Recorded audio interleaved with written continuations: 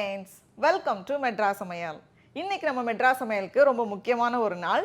நம்ம மெட்ராஸ் சமையல் குடும்பம் வந்து கொஞ்சம் கொஞ்சமாக வளர்ந்து இப்போ வந்து 6 மில்லியன் சொந்தங்கள் கொண்ட ஒரு பெரிய குடும்பமாக வளர்ந்துருக்கோம்.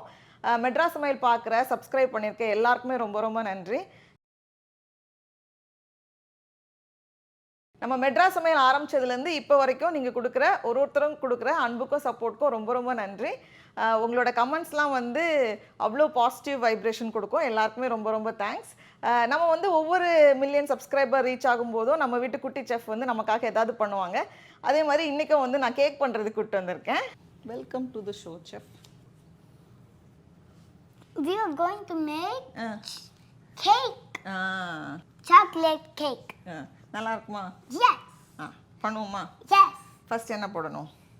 Eggs. 3 eggs. 3 eggs. ஓகே. வெள்ளமா அடிங்க ஜி.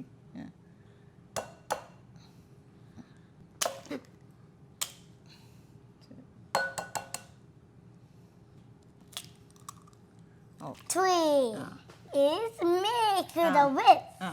ஃபர்ஸ்ட் வந்து 3 முட்டை சேர்த்துட்டு நல்லா ஒரு தடவை பீட் பண்ணி வச்சிடலாம் நம்ம. ஓகேவா? ஃபர்ஸ்ட் வந்து நம்ம என்ன போடுவோம்? பால்.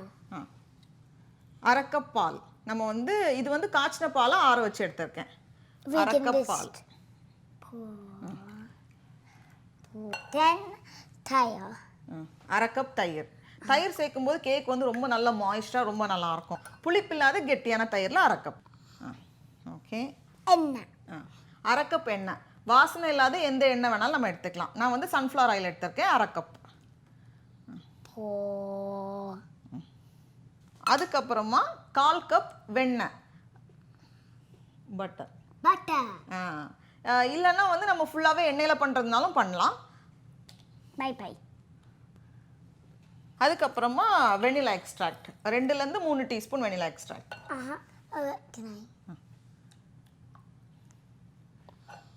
அப்புறம் சீனியும் போட்டுருவோமா? Then you need to add a lot of chili. பார்க்க தான் நிறைய இருக்கிற மாதிரி தெரியும். அதுக்கப்புறம் கேக் பண்ணும்போது கரெக்டாக தான் இருக்கும். 1/2 கப் சர்க்கரை அதையும் உள்ள சேர்த்துட்டு மிக்ஸ் பண்ணிடுவோம். மிக்ஸ் பண்ண மாவு 1/2 கப் மைதா மாவு. ஓகே, அதை வந்து நம்ம அப்படியே டைரக்டாக ஆட் பண்ணாமல் லைட்டாக சலிச்சிட்டு நம்ம வந்து சேர்த்துக்கணும். Next cocoa powder. Cocoa powder. இது வந்து 1/2 cup cocoa powder 50 gram. 1/2 teaspoon baking powder. 3/4 teaspoon baking soda. அதில் பாதி பேக்கிங் சோடா. 1/4 டீஸ்பூன் உப்பு. எல்லாத்தையும் சேர்த்துட்டு சலிச்சிட்டு நம்ம சேர்க்கணும். ஏன்னா இந்த கொக்கோ பவுடர் வந்து ஃபுல்லாக அந்த மாதிரி கட்டி கட்டியாக இருக்கும். ஆனால் நம்ம வந்து சலிச்சிட்டு சேர்த்துட்டோன்னா நல்லா ஈஸியாக வந்து பைண்ட் ஆயிடும். அவ்வளோதான். இனி வந்து எல்லாத்தையும் சேர்த்து மிக்ஸ் பண்ணிவிட்டு ட்ரேயில் ஊற்றிட்டோன்னா அவ்வளோதான், வேலை முடிஞ்சது. Then we got to mix. Mix பண்ணிட்டாமா? எந்த வித கட்டியும் இல்லாத மாதிரி நல்லா இந்த மாதிரி கலந்து வச்சுருக்கேன். அவ்வளோதான். ரொம்ப ரொம்ப சிம்பிளான ஒரு கேக். பாருங்கள், இந்த மாதிரி ரொம்ப கெட்டியாக இருக்கக்கூடாது, கொஞ்சம் இந்த மாதிரி தண்ணியாக இருக்குது. இப்போ இதை வந்து நம்ம கேக் டின்னில் ஊற்றி வச்சிடலாம். போர் பண்ணி. But wait, கரண்டி வேணுமா? கரண்டி இல்லாமல் போடலாம்டா, இது தண்ணியாக தானே இருக்குது. அப்படி கொட்டிட்டா போதும். கரண்டி வேணுமா? சரி, எடுத்துட்டு வா. கரண்டி வச்சுனா என்னைக்கு முடிகிறது? அப்படியே தூக்கி கொட்டிட வேண்டியதுதான். அது கப் கேக்குக்கு தான் கரண்டி வேணும்டா. என்னைக்கு முடிகிற மாதிரி தெரியல. போடு. நான் வந்து 8 இன்ச் பேக்கிங் பேன் எடுத்திருக்கேன். அப்போ தான்டா முடியும். சரி மீதி அம்மா போடுறேன். நான் இன்னைக்கு வந்து 8 இன்ச் பேக்கிங் பேன் எடுத்திருக்கேன். இதை வந்து நம்ம பேக் பண்ண போகிறோம். அவனை வந்து 175 டிகிரி செல்சியஸ்க்கு 10 நிமிஷம் ப்ரீ ஹீட் பண்ணிவிட்டு உள்ளே வச்சுக்கோங்க.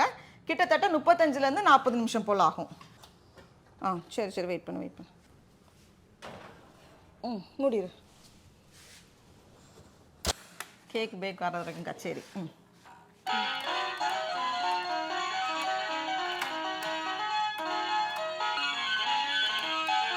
அதுக்கு கண்ணை மூடி இருக்கீங்க?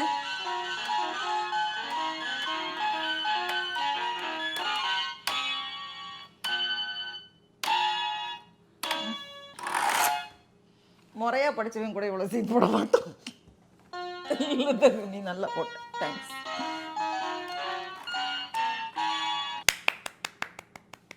எனக்கு சரியா 35 நிமிஷம் ஆச்சு பேக் ஆகிறதுக்கு. கேக் ரெடியாக இருக்குது. இந்த கேக் வந்து அவ்வளோ நல்லா சாஃப்டாக சூப்பர் மாய்ஸ்டராக இருக்கும். இப்போ அடுத்தது வந்து நம்ம க்ரீம் பண்ண போகிறோம். கேக் ஆற வச்சிடலாம், வச்சுட்டு க்ரீம் பண்ண போகிறோம். க்ரீமுக்கு நான் இன்றைக்கி வந்து சாக்லேட் க்ரீம் தான் நம்ம பண்ண போகிறோம். அதுக்கு நான் இன்றைக்கி வந்து 1/2 கப் விப்பிங் க்ரீம் எடுத்திருக்கேன். ஒருவேளை நம்மக்கிட்ட விப்பிங் க்ரீம் இல்லை அப்படின்னா நம்ம வந்து இதுக்கு பதிலாக பால் சேர்த்துக்கலாம். Pour.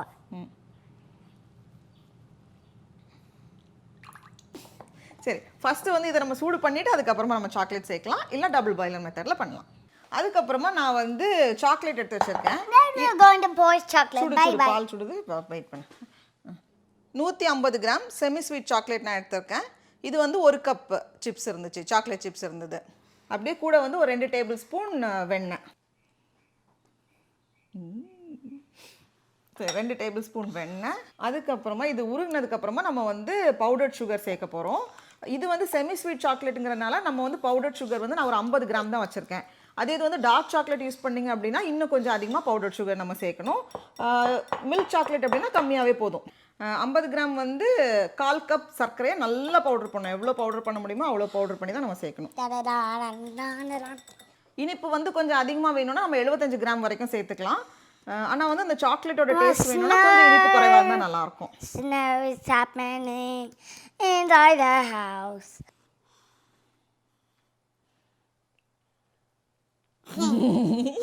தெரியும்டா, தெரியும். Ding. இது வந்து நம்ம ஒரு 10-15 நிமிஷம் வைக்கும்போது கொஞ்சம் செட் ஆகும். இப்போ வந்து நம்ம சூடாக உருக்குனதுனால இந்த மாதிரி ரொம்ப ரன்னியாக இருக்கிற மாதிரி இருக்குது. நம்ம வந்து ஒரு 15 நிமிஷம் ஃப்ரிட்ஜில் வைக்கலாம், இல்லை வெளியே வச்சாலும் போதும். அதுக்கப்புறமா நம்ம கேக் மேலே அப்ளை பண்ணுற மாதிரி அழகாக வந்துடும்.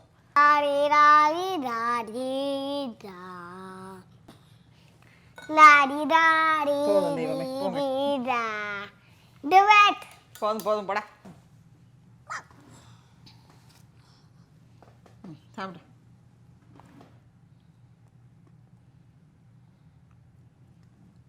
நல்லா இருக்கா? Have some.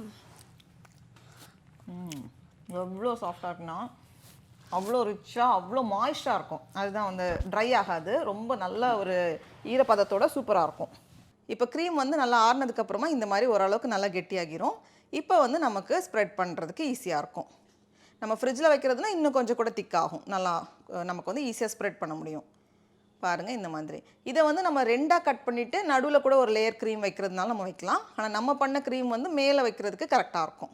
வேணும்னா இந்த ஓரங்களை வந்து நம்ம லைட்டாக ட்ரிம் பண்ணிக்கலாம். அப்போ வந்து அப்படி எல்லா பீஸுமே வந்து சமமாக நமக்கு இருக்கும். அதுக்கப்புறமா நமக்கு வந்து என்ன சைஸ்க்கு வேணுமோ நம்ம வந்து பீஸ் போட்டுற வேண்டியது தான். இப்போ வந்து கொஞ்சம் ஒரு 2 டேபிள் ஸ்பூன் க்ரீம் போல் ஒரு ஜிப்லாக் கவரில் போட்டு வச்சுருக்கேன். அதை வந்து சும்மா மேலே வந்து அப்படியே நம்ம ட்ரிசில் பண்ணிடலாம். இது வந்து ஸ்கொயர் பேனில் பண்ணதுனால நான் வந்து இந்த மாதிரி கட் பண்ணுறேன். நம்ம வந்து ரவுண்டான பேன் யூஸ் பண்ணோம் அப்படின்னா அதுக்கேற்ற மாதிரி நம்ம வந்து டபுள் லேயராக பண்ணி கூட கட் பண்ணலாம், நல்லாயிருக்கும். இந்த கேக் வந்து அவ்வளோ நல்லா சாஃப்டாக அல்ட்ரா மாய்ஸ்டாக இருக்கும். கண்டிப்பாக நீங்கள் ட்ரை பண்ணி பாருங்கள். இதை நான் வந்து பிச்சு காமிக்கிறேன் பாருங்கள். அது அப்படியே எவ்வளோ நேரம் ஆனாலும் இதே சாஃப்ட்னஸோடு அப்படியே இருக்கும்.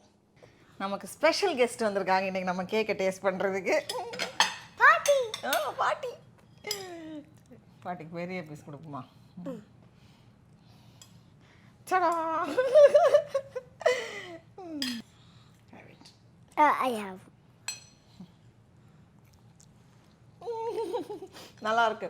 கேக் வந்து அவ்வளோ நல்லா மாய்ஸ்டாக இருக்குது. எப்படி இருக்கு? ரொம்ப சூப்பராக இருக்குது. நம்மளே சொல்லக்கூடாது. அன்பான மெட்ராஸ் சமையல் குடும்பத்தினரே, உங்கள் அனைவருக்கும் எங்களுடைய நன்றியை தெரிவித்துக் கொள்கிறேன். உங்களுடைய தொடர்ச்சியான அன்புக்கும் ஆதரவுக்கும் பாராட்டுதல்களுக்கும் மிக்க மிக்க நன்றி. Thank you so much. இந்த வீடியோக்கு அப்புறமா நான் வந்து கொஞ்சம் பிரேக் எடுக்கலான்னு இருக்கேன். மறுபடியும் எல்லாருக்குமே ரொம்ப ரொம்ப தேங்க்ஸ். கண்டிப்பாக நீங்கள் இந்த ரெசிபி வீட்டில் செஞ்சு பாருங்கள். ரொம்ப ரொம்ப சாஃப்டாக ரொம்ப மாய்ஸ்டாக இருக்கும். நாவின் சுவை எறும்புகள் மலரட்டும்.